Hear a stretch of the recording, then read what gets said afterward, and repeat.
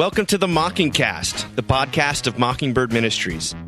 I'm David Zoll, your host, and in a few moments, I'll be joined by my co-hosts, Sarah Condon and RJ Heyman.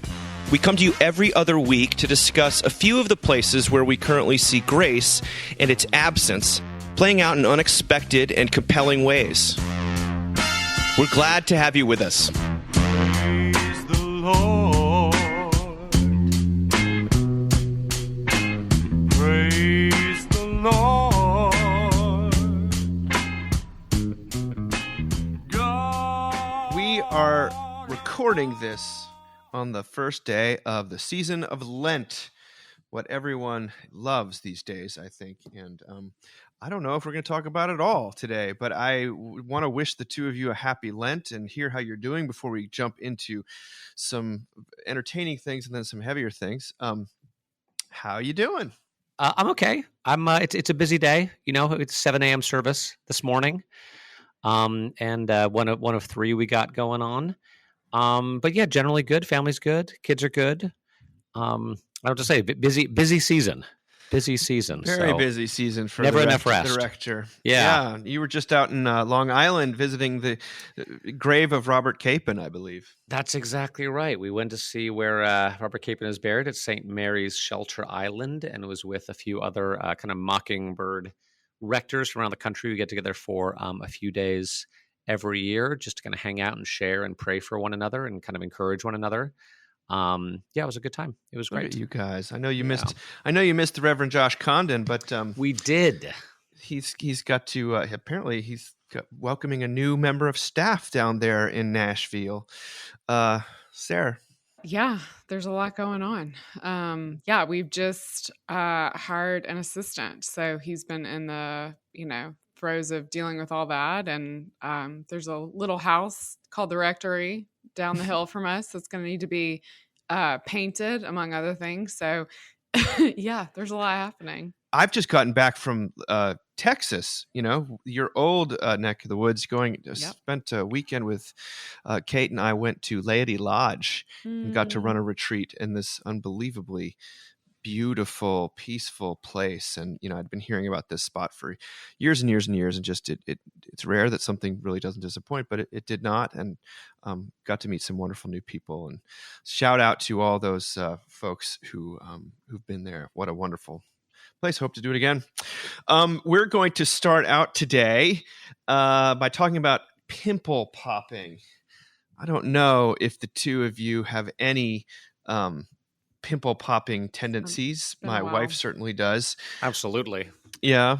Well, there was a long profile in the New York Times of Dr. Sandra Lee. Dr. Sandra Lee is known as Dr. Pimple Popper, MD. Oh, I've not watched that. I can't take it. Yes.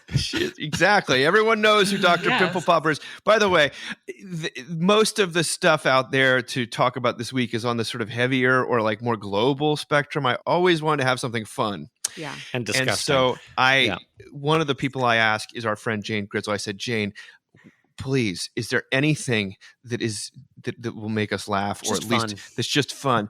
And she said, well, here's this Dr. Pimple Popper profile. I'll say that 5 times fast. And so and she said, you just have to make sure to name check me. And so, Jane, thank you for directing us towards one of the most well-read women we know. Okay, here we go. Better known as Dr. Pimple Popper, Dr. Sandra Lee has built a dermatologic empire over the last decade, sharing cyst removals with the world. On her reality TV show, Dr. Pimple Popper, she squeezes out benign fatty tumors called lipomas and tries to cure mysterious skin conditions. And she does so free of charge with a smile. The work itself is not for the squeamish, but a sizable subsection of people called popaholics, naturally, delights in the pleasure of the pop. It's just so satisfying, said Lelaine Hill, 36, who lives in Maryland. Miss Hill said she enjoyed watching the show while eating. My husband was like, what's wrong with you? And I was like, I don't know. The show, together with her online videos, have made Dr. Lee perhaps the most famous dermatologist in the world. Even when the cameras aren't rolling, people now flock to her from as far away as Australia and Africa. 17 million people follow her on TikTok, more than follow Beyonce and Britney Spears combined. Wow. And an additional 13 million make up her fandom on YouTube and Instagram. On the surface, Dr. Lee's rise to become the world's most celebrated pimple popper might seem strange, but she has come to offer a sense that, on TV at least, tension can always be alleviated and health problems neatly resolved, their solutions freely and easily obtained. There is no shortage of theories about why some people find solace in popping videos. Dr. Lee herself speculated that it was enjoyable to watch a conflict get resolved and a doctor put everything back in place, end of quote. Or maybe she said it was this primate tendency of wanting to pick at things and get rid of things. She is also so happy that pimples are apolitical. Anna Schienle, an Austrian psychologist who studies disgust, put forth another hypothesis. Some people enjoy disgust, she said. Such people, Dr. Schienle explained, can take pleasure in a sort of benign masochism. It is a similar displeasure to that which can come from eating spicy food. They like it because they know it's not actually threatening, she said. In 2021, Dr. Schienle co-authored a study on people's reactions to pimple popping videos. Everyone who participated in the study found the videos disgusting. But curiously, those who enjoyed these videos had unique neurological responses. In fact, the videos activated parts of their brain's reward systems. Sometimes the reason people have appeared on the show in the first place is to receive free treatment. Insurance companies aren't exactly rushing to cover the removal of a few benign but gumball-sized cysts. And in the carefully edited world of reality TV, there is no problem too complex to be solved. Dr. Lee said, that's part of the allure of the show. You want to feel like you can go somewhere and get fixed. All right, you guys. Dr. Pimple Popper. I mean, I've, if you really want to go deep into the pimple popping world, what you really need to go is to like what's happening in the Middle East, frankly. Like you find like some dermatologist in Syria and you're going to watch things that you will blow your mind. But I just want to come clean as I am a bit of a popaholic. I enjoy these videos. I can get sucked into them. I do find them satisfying. What about you? Any sense here? I mean, there's a broader spiritual implication that she mentions. Does this ring any bells?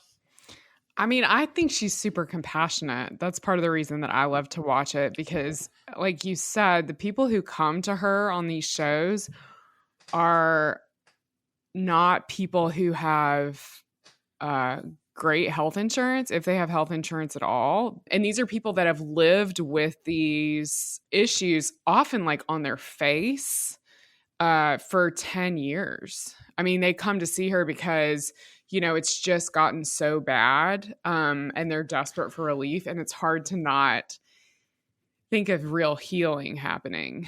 But she's There's so a ministry. compassionate and non-judgmental, and it's like she's the last ditch effort.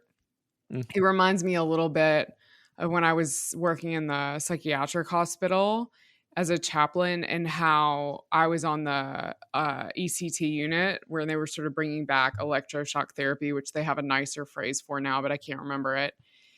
And it was all like really, really, really old people because this was like their last ditch effort, And I feel like she has one of those spaces that's like, we don't know where else to go for relief. But it is really gross. Like you won't ever want to eat oatmeal if you watch it. Wow. She does have a very sweet manner, though. Like it looks just like oatmeal. And I'm like, why did she say that? They actually mention in the article that she's constantly comparing stuff to food. It's like gross. that's Yeah, her she go-to. does do that a lot, yeah. But she does have this kind of bubbly personality that clearly puts people at ease. Yeah. I mean, she's so, and she'll, it's really scary to have something like cut off you. And the people are awake when she does it generally. And so she's just sort of talking them through, asking them questions. I mean, she's got her incredible, she has the bedside manner of like, the best chaplain. I mean, she's lovely. Yeah. Wow. We got a fan here. Everyone. I really like her. Yeah. I mean, I don't necessarily, the gross stuff is pretty gross to me, but I really love the way that she is so open-hearted and the way she approaches people. It's beautiful. Oh, I love that. I mean, it says that she actually misses dealing with the sort of local people that she used to deal with, like the teenagers who were super self-conscious, because now she generally has to tackle really, really severe things, but also people from far away. But what about you, RJ? What do you think?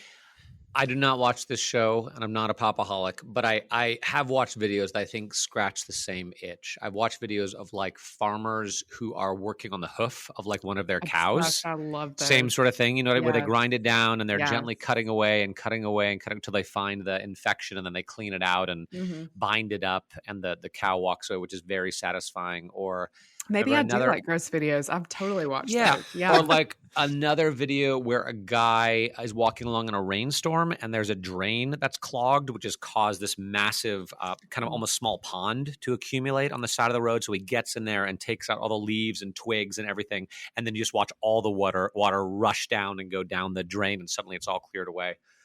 And I think, when my boys watch videos like that, the word they use is satisfying. Oh, yeah. It's just satisfying. And I was thinking about it. It seems like it has something to do with where the feeling of like, it's catharsis, right? There's something cathartic about it.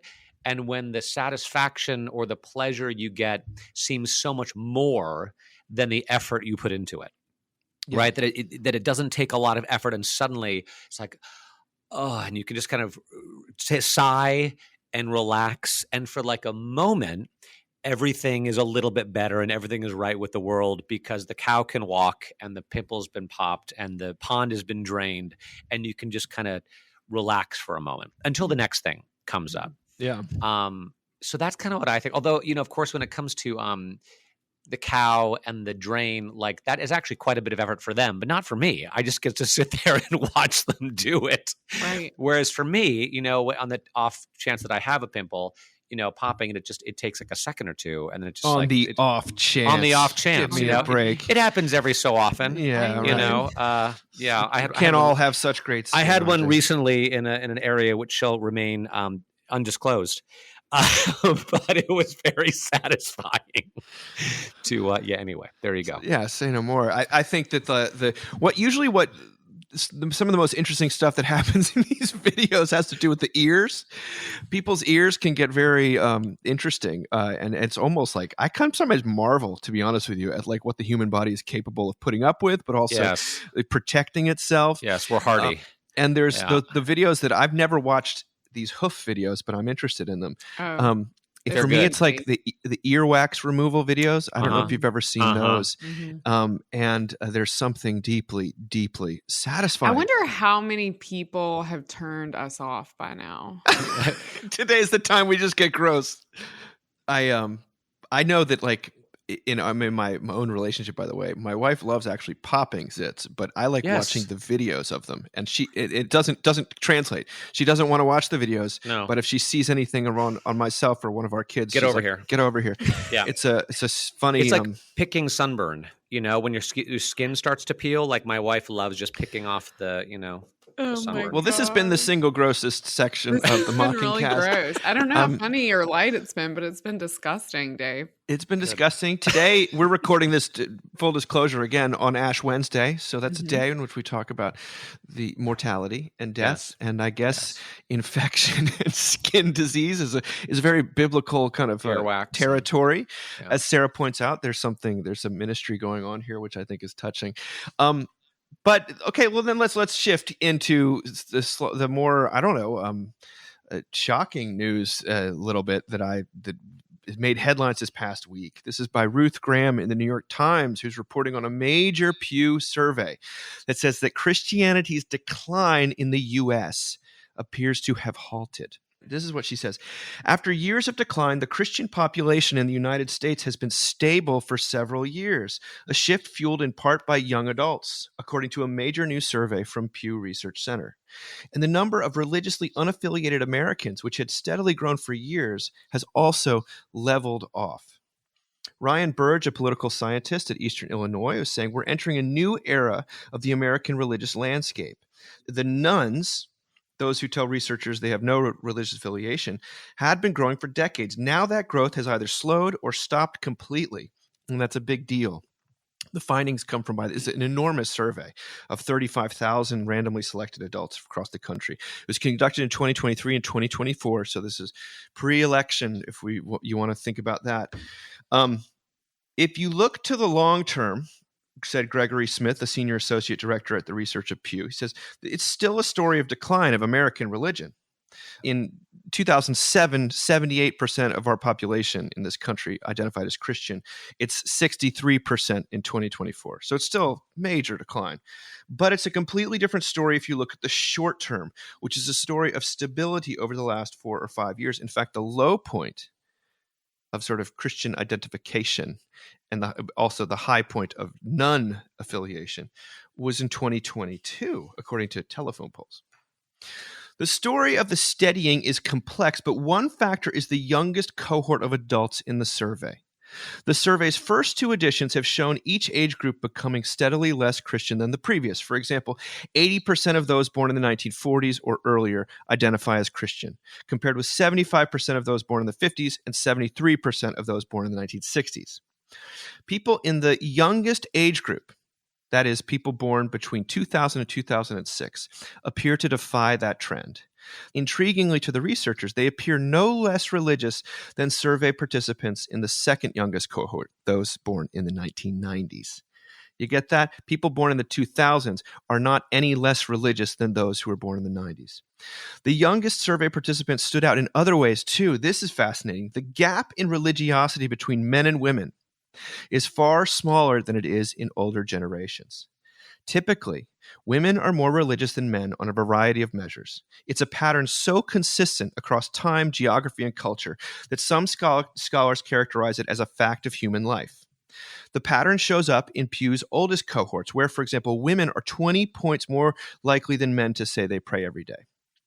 Among 18 to 24-year-olds in Pew's survey, however, the gender gap is small or non-existent in measures of whether they pray daily, identify with a particular religion, and believe in God.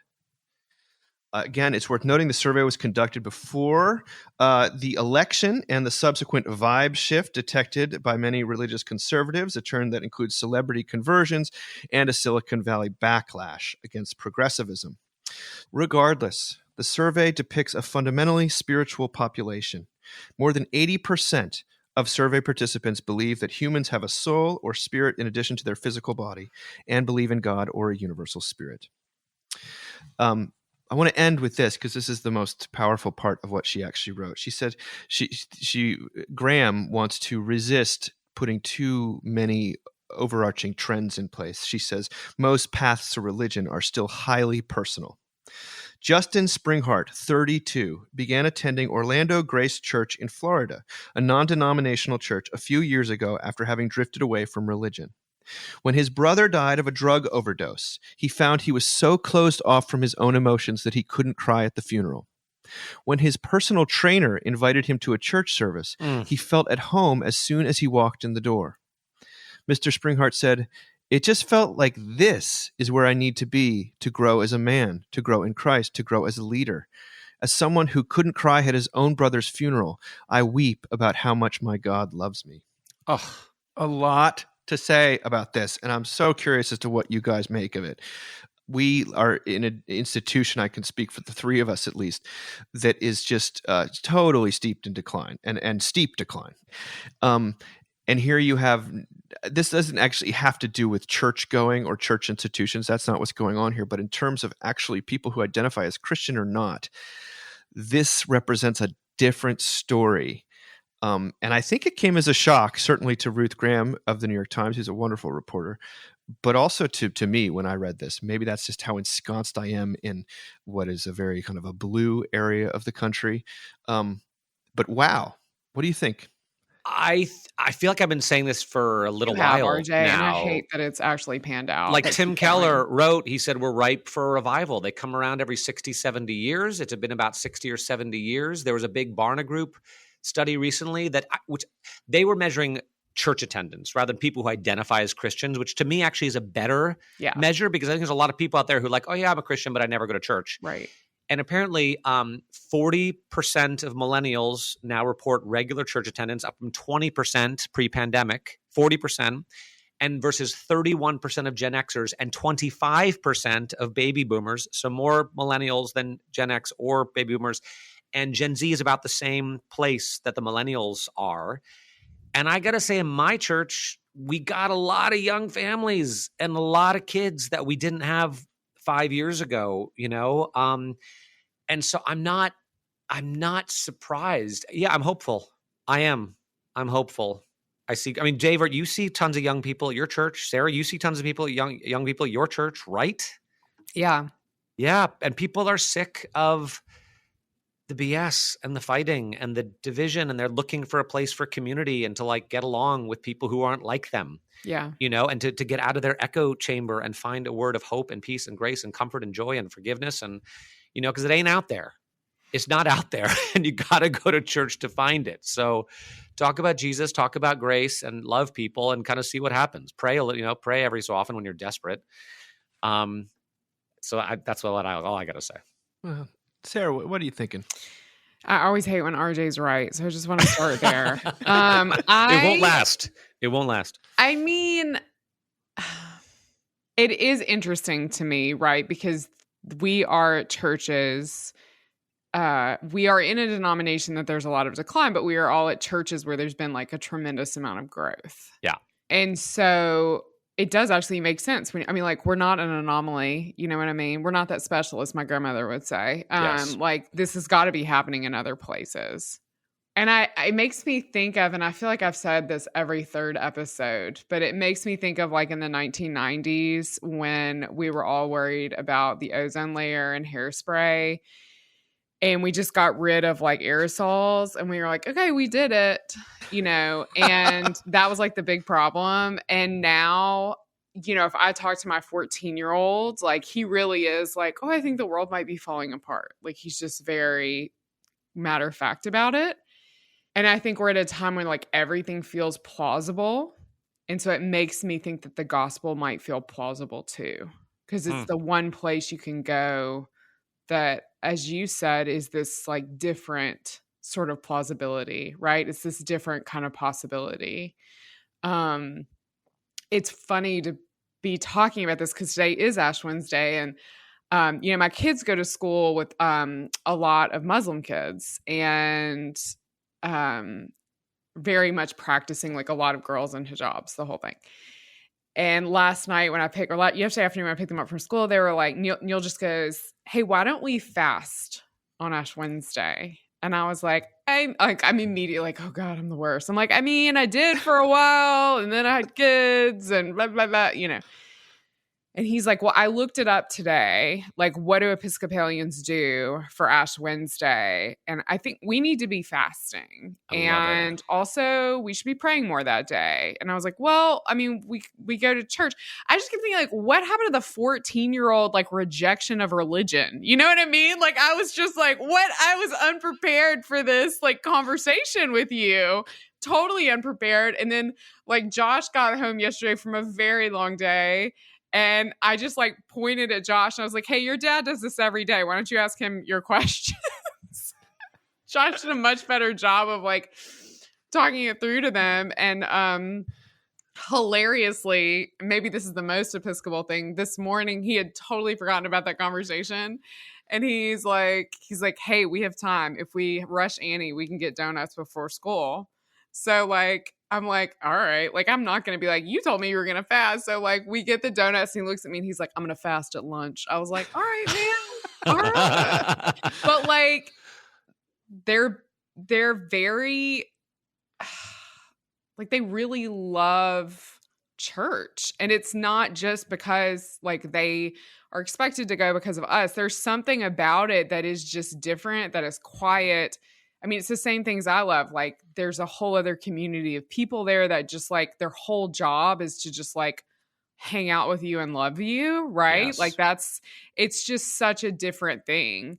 So I want to hold that because I think that's beautiful and wonderful. But the other thing I want to hold is like for really progressive people in my life who are paying a lot of attention to the news, they are struggling with what it means to be Christian right now, because there are a lot of really loud voices, right? That they don't agree with and they feel like are antithetical to Christianity.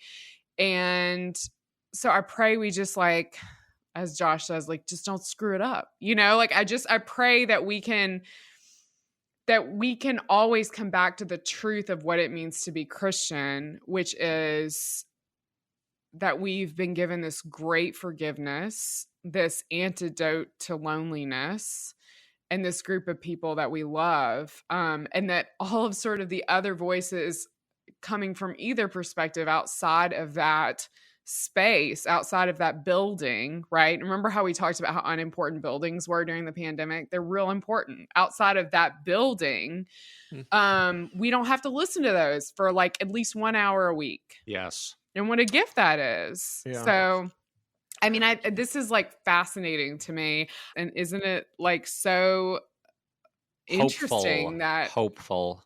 Yeah, that this is happening. I got a bunch of things to say myself, and I'm really struck by what you just said, Sarah. We had some of the Mockingbird staff in town to do some recording of a Terrible Parables podcast, which will be out in the summer. We're excited about the second season of that. And I was talking to my friend Brian Jarrell, and we were talking about college ministry. Mm-hmm. And what he said is he was chatting with a colleague who was lamenting. He said, I miss the old days of college ministry, when a young man would ask me as his college minister to sort of have a private chat, a pastoral conversation. And I knew that 9 out of 10 times the conversation, he would be wanting to talk to me about something related to purity, to like pornography, basically. And he said, I miss those days, because now when a young man asks to speak to me privately, they're about to disclose a debilitating mental health condition and the fact that they don't know whether they want to keep on living. Wow. And he said that is a huge shift for what the stakes of the game, as it were, and like what we're trying to do as Christians. But I think what he's getting at, and I, by the way, I co-sign that observation, is that there's so much despair out there. There's just so much despair that I think there's a sense of, certainly among the young people with whom I've worked, is that whatever it is we've been doing doesn't really work. And there's an openness to, there's not only an openness to, like we've talked about it before, like vibes and energy and the sort of supernatural and kind of a loosey-goosey kind of new agey way, but there's an openness to being like anything but whatever it is, more of what we've been doing. Right. Yeah. And you can see that, I think, like there's a big article in the Atlantic this week about how COVID shifted a lot of young people to sort of being more anti-establishment rather than making them trust in science more. It made them trust in science less. And that's people who vote in different ways too. And so there's some larger sense in which the despair is so palpable that it's created an openness, I think. And I no longer, I think it's easy to judge why this is, because some of this article would say like, well, to be young and if you're conservative, well, then you're more open to being religious. And I think there's probably some truth in that. There's like people feeling really betrayed by the promises of 10, 15 years ago. But I don't really necessarily, then you'll have like larger, like the guy I think who is behind Wikipedia, he's become a Christian, and or Ayana Hirsi Ali, who is like, I see that Western civilization is sort of eating itself alive, and we need to recapture these things. And part of me is like, well, I think it'd be greater if you became a Christian for these reasons, but who cares? But at the same time, I think like the way I became a Christian wasn't somehow righteous. Like it's right. we all have our weird way we get to Jesus, or Jesus gets to us, and so. If these are the routes that people are taking today, then praise God. Yes. I'm very interested in the fact that young men, there definitely was a time in which to be young and a young sort of independent man was to be completely, a self-starter and a go-getter, and like don't need any help from anyone. And if there's a little bit of an openness to like, I actually need God, like that to me says good things about men at a time when not much good is available to men, or at least I don't see many positive narratives around that particular subject. Very interesting. So it's related to loneliness, but there's I think an openness that we've always prayed for. In fact, when I was talking to a friend about it, I was like, let's not even go into too much of why it's happening. Just sort of try to be Praise faithful in God. the midst of it. Yeah. But I also say that knowing that I hope that the form of, if there is a sort of a revival happening, or if there is a kind of a resurgence of Christianity or people looking towards it, it would be great if it wasn't just a bunch of law. Grace is what people are looking for. Forgiveness, mercy, some place that's not harping on them to do more, be more. They're run looking for a faster. little bit of that though too. I mean, there is always that Purpose. impulse, especially among young people, like tell me how to live my life, right? Yeah. Tell me how to do this. Give me the secret. Like give me the rules a little bit. Well, this is related to it. Tony Robinson, who's speaking for us in New York, a wonderful pastor out in the of the Boomer cohort, I think, who's from the West Coast. He wrote something for Mockingbird called "Getting Over Ourselves," in which he quotes a fantastic interview with the addiction psychologist therapist Anna Lemke. Anna Lemke wrote a huge bestseller called "Dopamine Nation: Finding Balance in an Age of Indulgence." Lemke argues in that book that our brains are wired to constantly seek stimulation, and that modern life, with its never-ending stream of content and stuff, makes it nearly impossible to fight that urge. In a society based on consumption, we suffer not from scarcity but abundance, in fact, overabundance. Well, at one point, the interviewer, Lula Garcia Navarro, asked Lemke an insightful question. This is the question: are we just playing whack-a-mole with our addictions? And Lemke responds with a surprising insight. It's a fair question, she says. And I think on some level we really are, which then begs the question, what is it about human nature, or I would argue, what is it about modern life that makes us so vulnerable to these addiction problems? I have some theories, totally speculative. I think we're essentially struggling with endemic narcissism, where our culture is demanding that we focus on ourselves so much that what it's creating is this deep need to escape ourselves. I think that is what is driving much of our pursuit of intoxicants as a way to just not have to think about ourselves for a blessed, hour or two. It's not the whole explanation. Although supply is more important than we have given it credit for, we do have to focus on the demand part of the equation. What is it about our lives now that makes us so desperate to essentially be intoxicated in one form or another? Now, Tony goes on to say, from a theological perspective, a classic definition of sin is the self curved inward. One need not condemn this as selfishness. It is really more a form of bondage. Moreover, Christians have always spoken of falling in love with God or of a life of faith as in part self-forgetfulness. In God's presence, as Charles Wesley wrote in one of his many hymns, we find ourselves lost in wonder, love, and praise. That is part of what worship is about. Losing ourselves.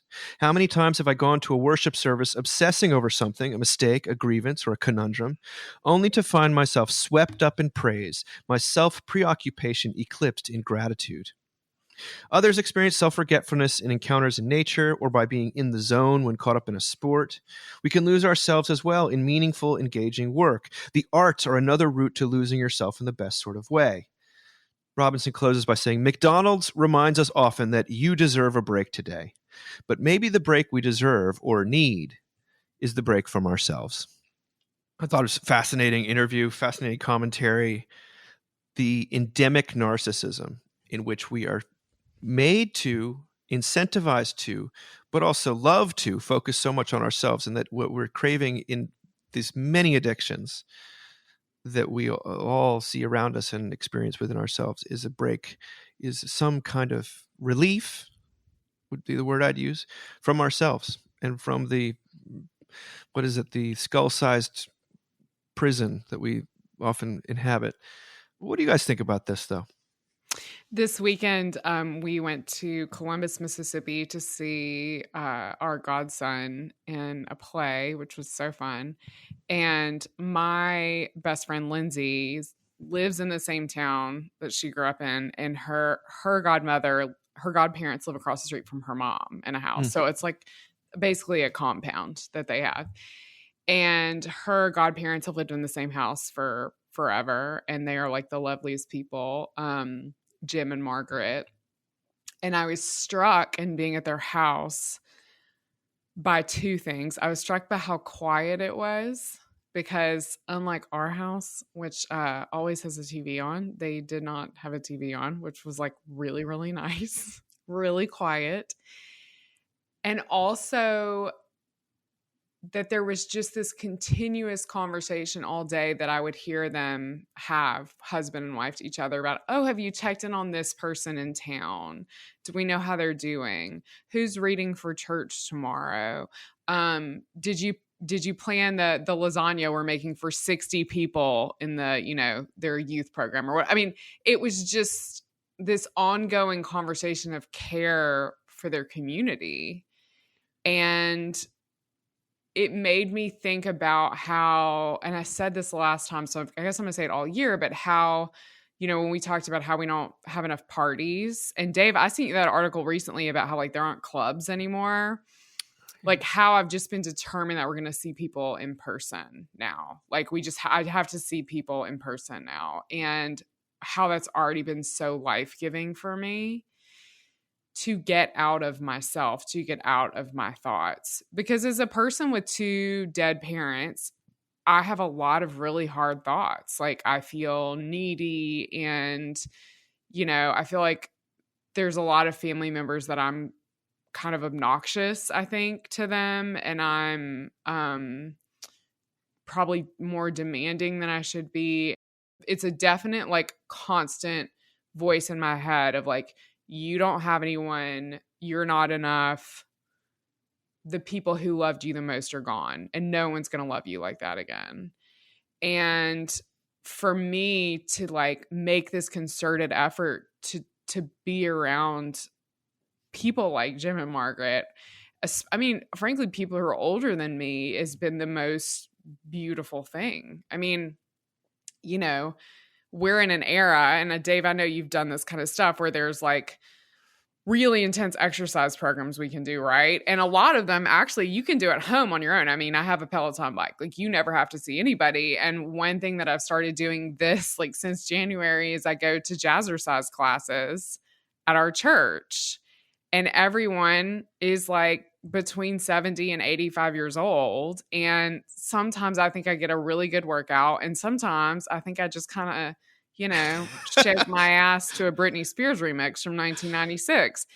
Spirit fingers. Either way, I feel like renewed, and like I got to step out of myself, and like I got to, ask so-and-so how her daughter's wedding was that weekend, or, like it's so life-giving. I think, I don't know. I just wonder if the real cure for us is just to like actually physically be around other people, which I think I'm going to be saying this all year because it just is so present for me right now. Yeah, absolutely. I went to a funeral this past week. We of a wonderful older man in our church who I knew really well and really loved, and he was a great encouragement to me. But I also sort of just enjoyed him a lot.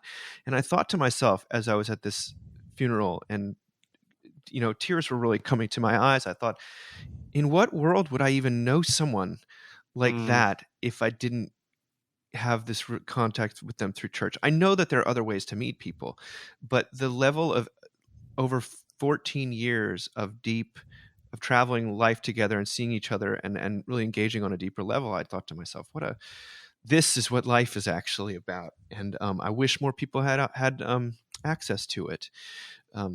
Jazzercise makes me think of my son had an older preschool teacher who always was raising money for Jazzercise, and it fits the demographic. Like they did a parade one time, and we were giving money to Jazzercise, and my wife went to go to a couple classes, and we had so many jokes about it because that's hilarious. It was really I mean, it's once you know the routines too, you can just pull them out at night. I mean, I've got the whole family doing it.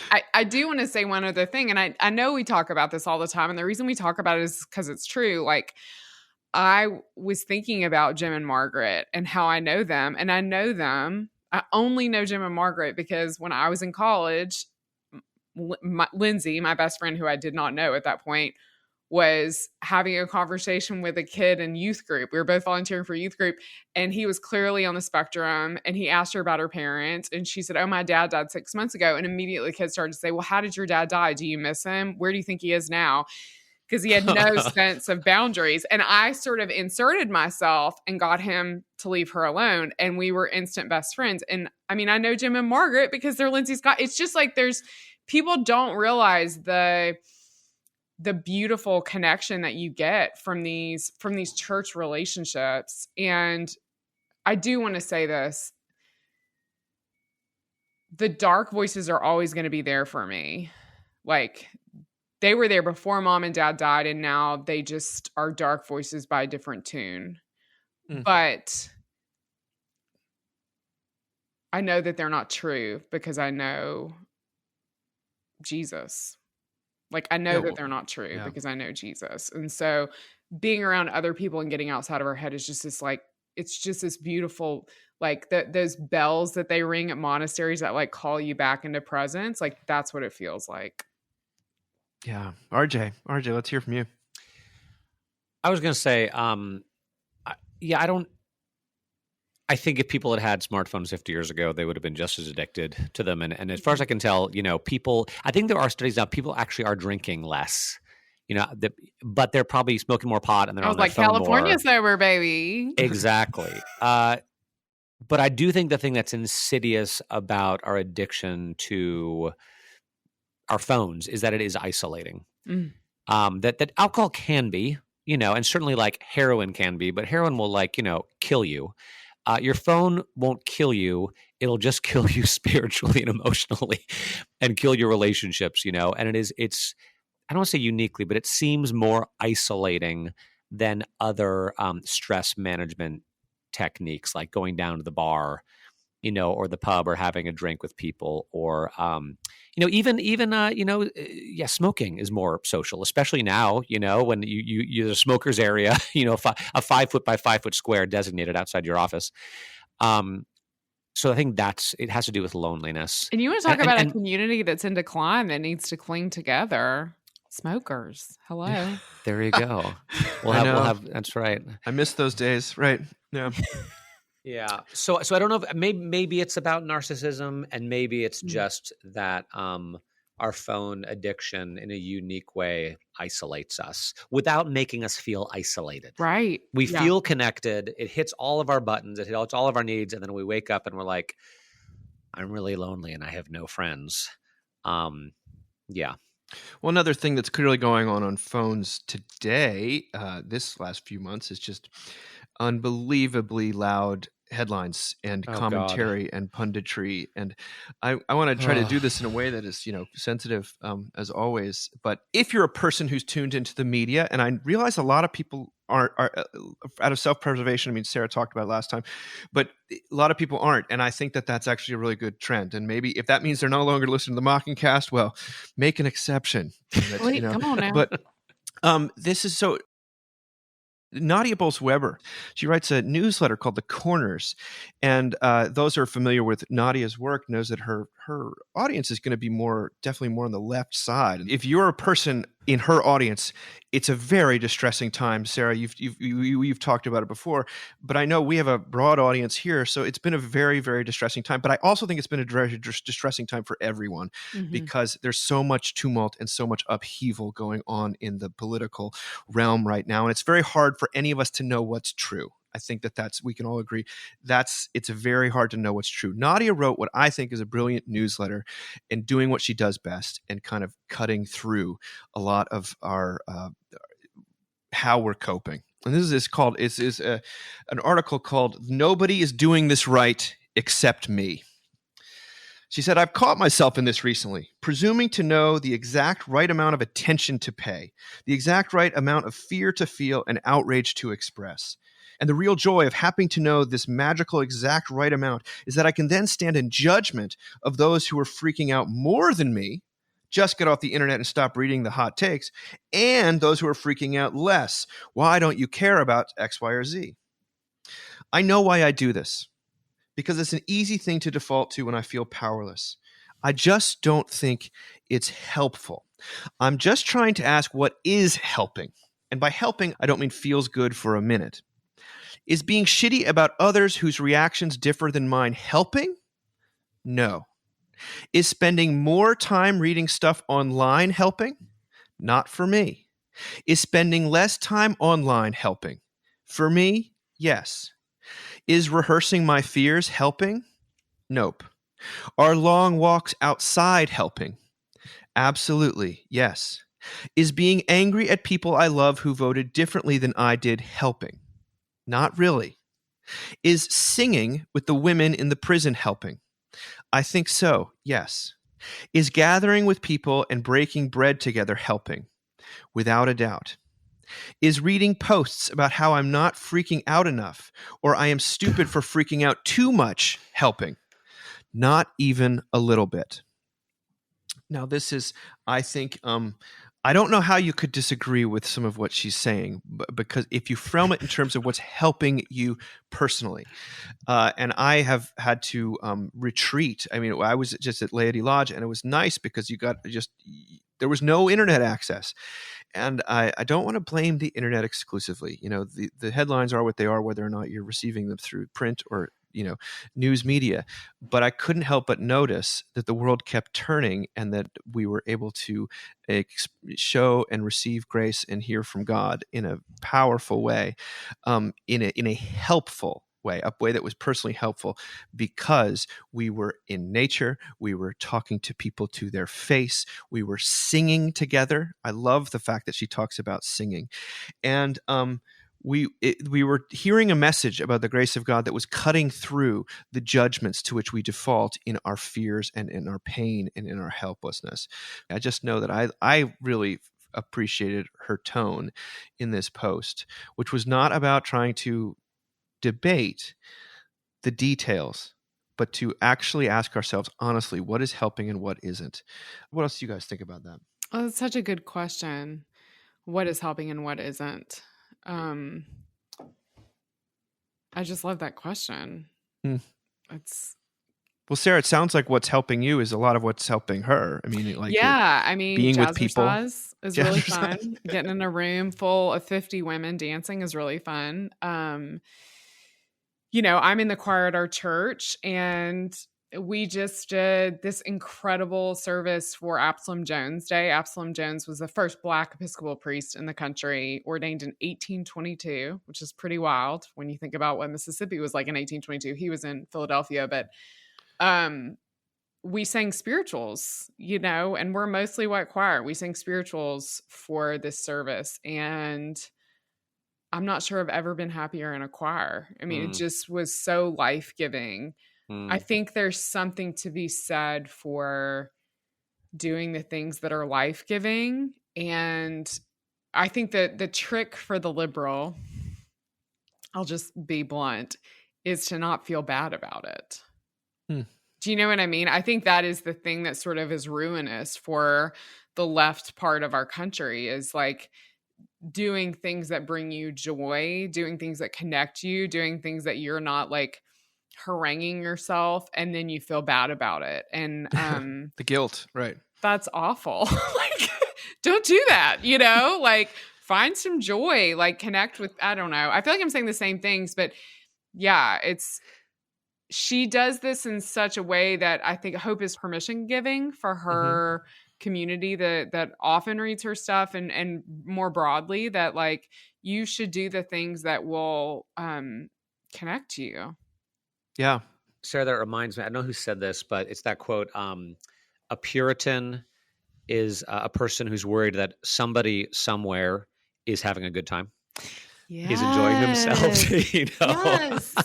And that is like a thing we've talked about probably more privately, and I shouldn't say out loud, but I'm going to, where sometimes the stuff on the left, especially for people that maybe grew up far on the right, when they come to the left, they just sort of copy, copy paste, right? I mean, they take that same aggressive, always working for the good, whatever they've decided that is. They take the same legalism and they just push it to the left, and their lives are just as miserable. And it sucks. And they're no fun. Same song, different tune. Like, Same song. They don't go to jazzercise. They don't know how to do a grapevine step. I don't know. Well, you were talking about joy, and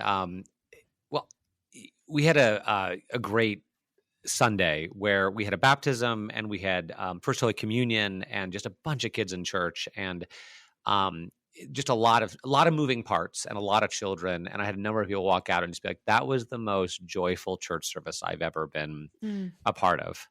And it was just really, it was yeah, it was people they want some joy, Yeah. right? They want some relief. I think I shared this story, so if I did, stop me, but I'll just edit it out. That I was with a group of my parishioners, like running a Bible study, and we were talking about some hot button, current events issue.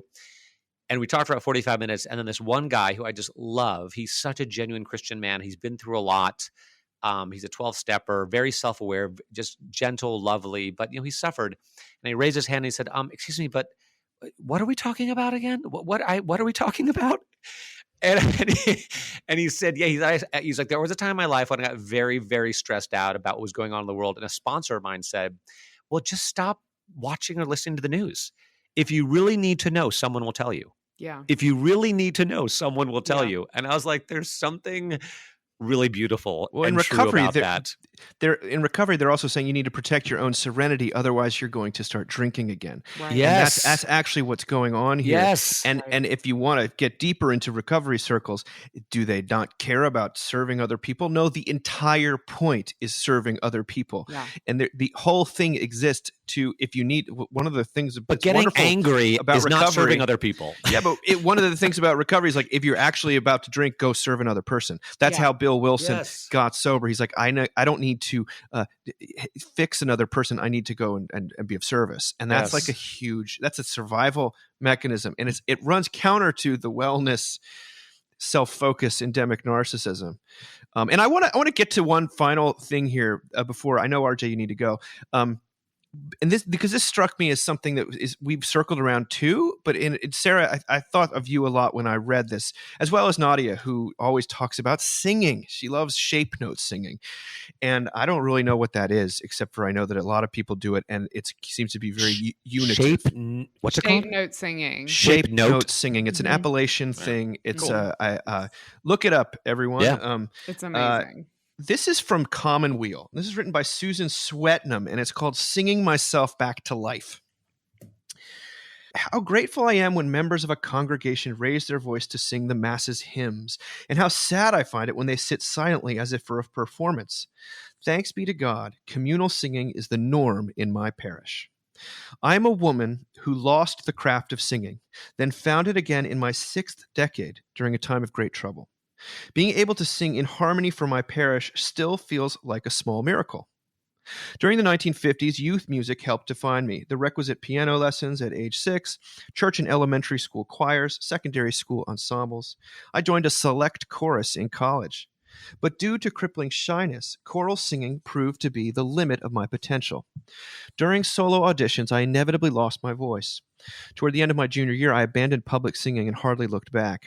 It was only 3 decades later, in 2008, at another's insistence, that I returned to music. My husband had died 5 years earlier. I was severely depressed and fantasized about suicide. Teaching literature sustained me Monday through Friday, but my weekends were empty. I didn't socialize, and I attended Mass infrequently, telling myself that none of my other fellow parishioners would even notice the absence of such a pathetic outlier. They were too occupied with their perfect families while I sat alone. They seemed so secure in their This is, faith. like, too familiar. Okay, keep going. They seemed so secure in their faith while I doubted. Mm. But someone did notice my absence. One day, a friend of a friend, aware of my past musical career, asked me to cover for an absent member of her group. Thanks to some angel's touch and the dawning sense that something had to change, I forced myself to say yes. I discovered that making music gave me brief but glorious relief from my emotional pain.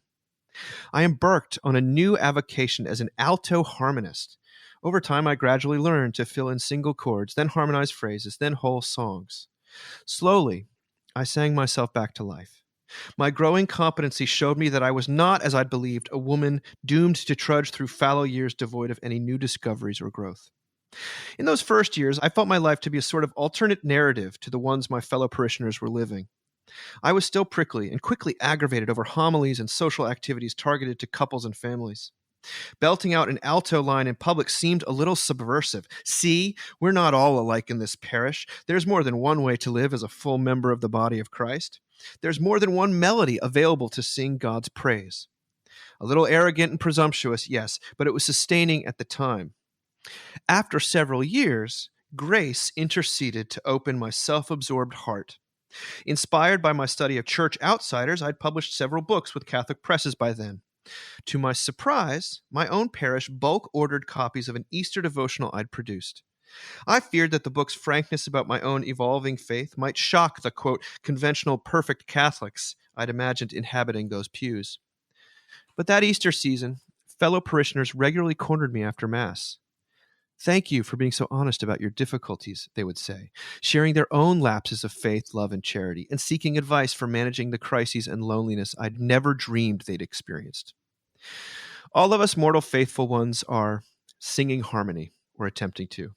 We're all trying to fit unique voices, shaped by personal experiences and traits no one else has, into the human community that is the body of Christ. No one finds this process easy. I still admit to being skeptical about whether that kind of harmony is possible. We're so divided, so suspicious, so sure of the righteousness of our own melodies. Yet I cannot help but take comfort from my own personal history. Who am I to doubt?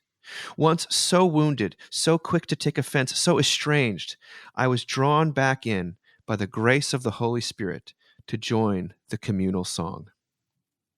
So powerful. And I'm talking right now to a choir member and to a formal, basically professional choir boy, as people sometimes realize RJ has sung in a lot of communal bodies. RJ, I'd love to hear from you first, since I know you got to scoot here in a second. What do you think about that? I think, it's true and beautiful. And I guess the first thought when you started singing, it was, yes, I want people to sing in church too.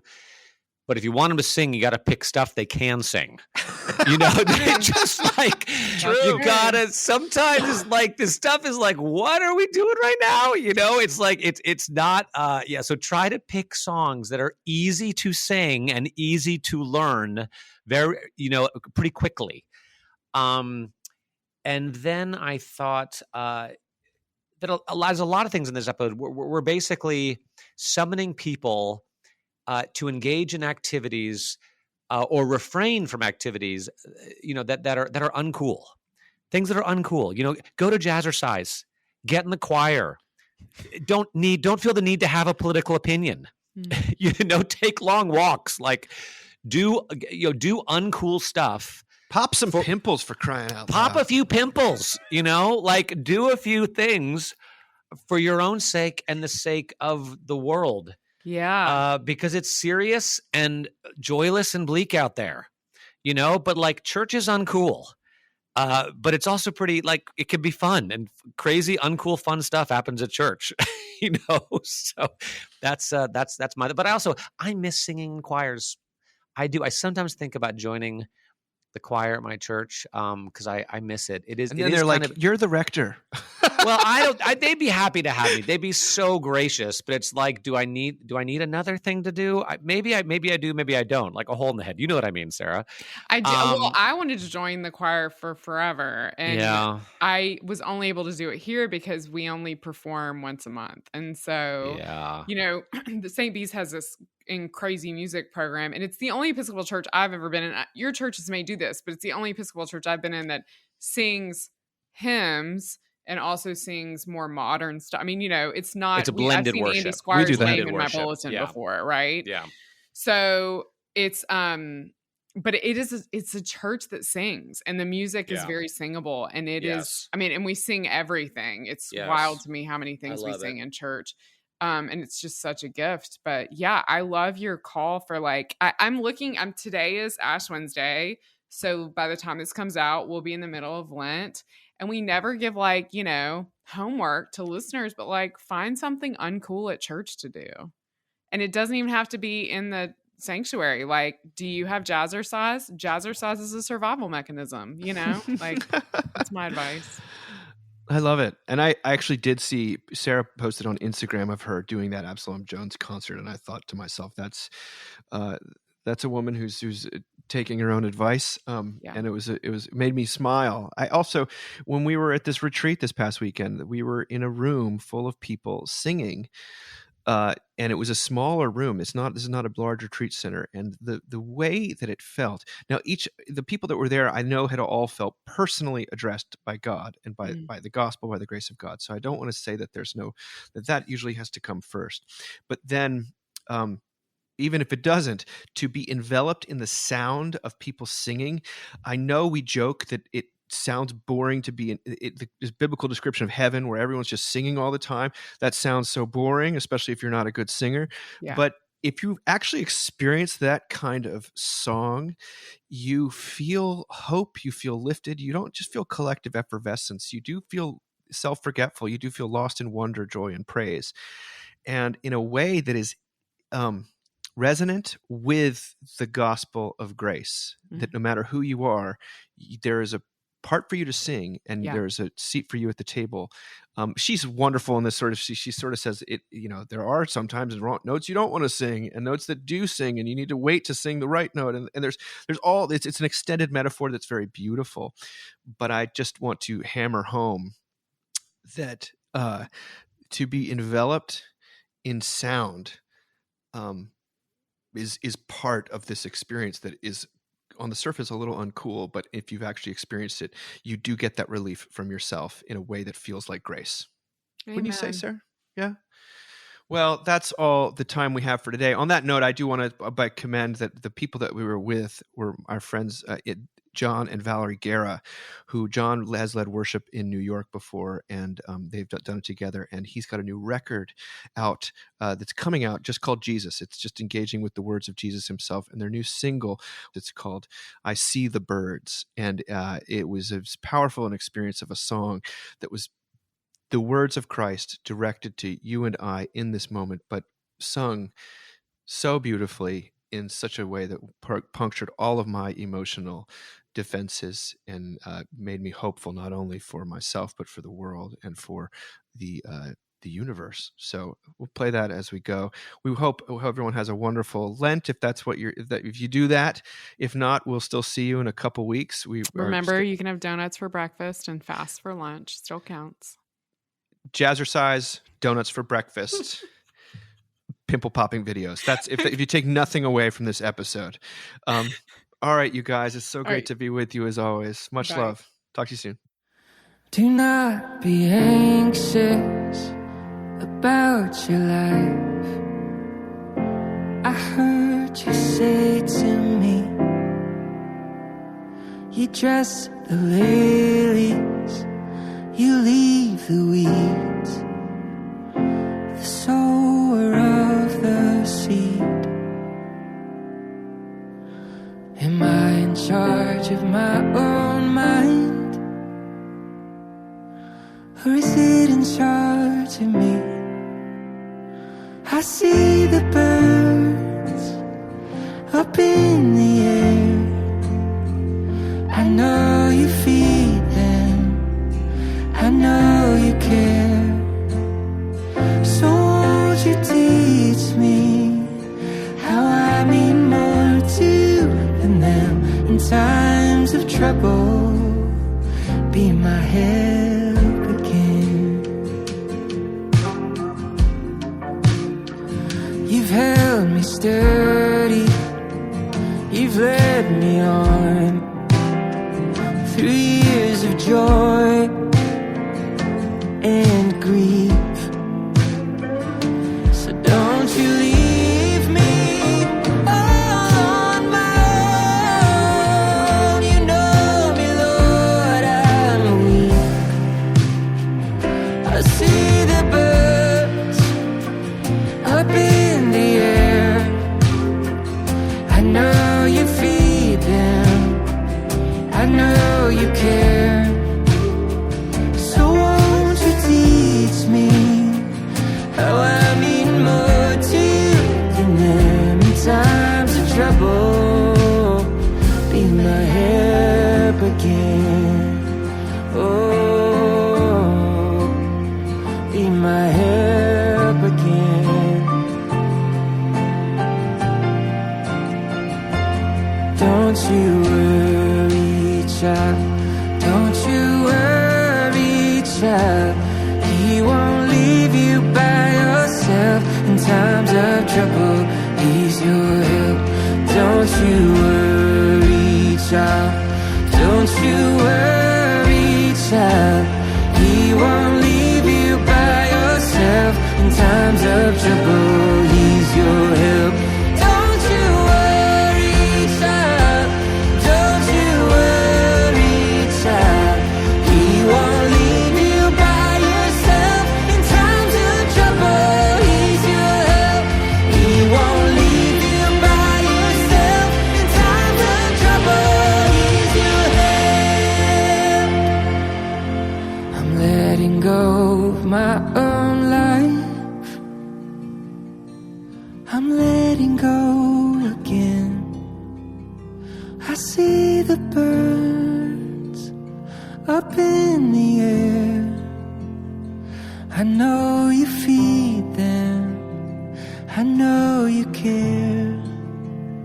So won't you teach me how I mean more to you than them in times of trouble? Be my help again. Be ever present. Lord, won't you be my closest friend in times of trouble? Be my help again.